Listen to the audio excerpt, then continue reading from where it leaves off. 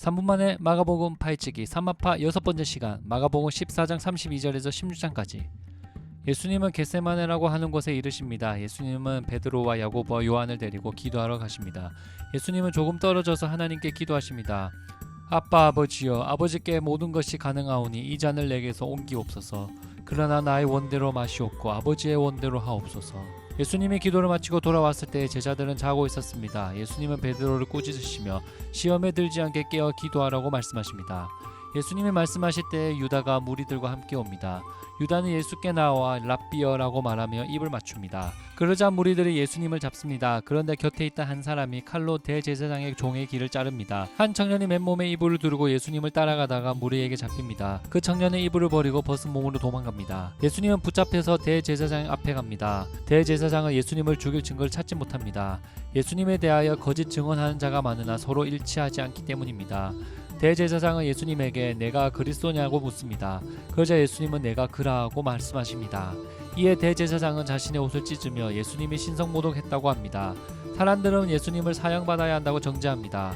어떤 사람은 예수님 얼굴에 침을 뱉고 얼굴을 가리고 주먹으로 치고 놀리고 손바닥으로 칩니다.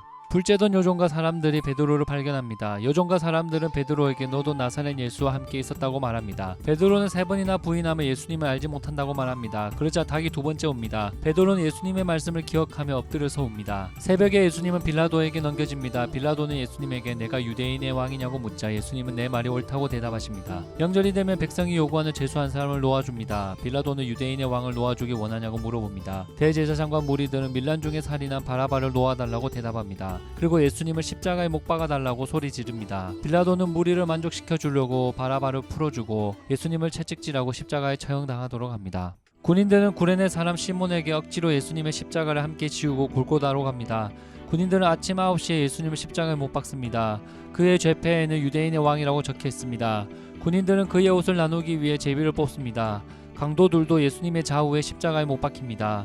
지나가는 자들이 예수님을 모욕합니다. 대제사장과 서기관들은 남은 구원하나 자기는 구원할 수 없다고 조롱합니다. 낮 12시부터 오후 3시까지 어둠이 온 땅을 덮습니다. 예수님은 엘리 엘리 라마 사막단이라고 크게 소리 지르십니다. 번역하면 나의 하나님 어찌하여 나를 버리셨나이까입니다. 예수님은 큰 소리를 지르고 숨지십니다. 그때 성전 휘장이 위로부터 아래까지 찢어져 둘이 됩니다. 백부장은 예수님이 진실로 하나님의 아들이었다고 합니다. 날이 저물고 안식일 전날이 됩니다. 아리마대 사람 요셉이 빌라도에게 예수님의 시신을 달라고 요청합니다. 그리고 예수님의 시체를 무덤에 넣어둡니다. 안식일이 지나고 첫날입니다. 막달라 마리아와 야고보의 어머니 마리아와 살로메가 예수님의 시신에 향품을 바르기 위해 무덤으로 갑니다.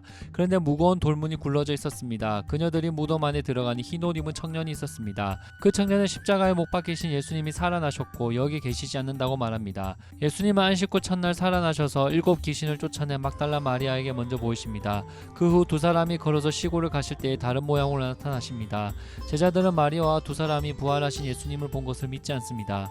그 후 11 제자가 음식을 먹을 때 예수님이 그들에게 나타나십니다. 예수님은 믿음 없는 제자들을 꾸짖으십니다. 그리고 그들에게 명령하십니다. 너희는 온 천하에 다니며 만민에게 복음을 전파하라. 예수님께서 말씀을 마치시고 하늘로 올려지사 하나님 우편에 앉으십니다.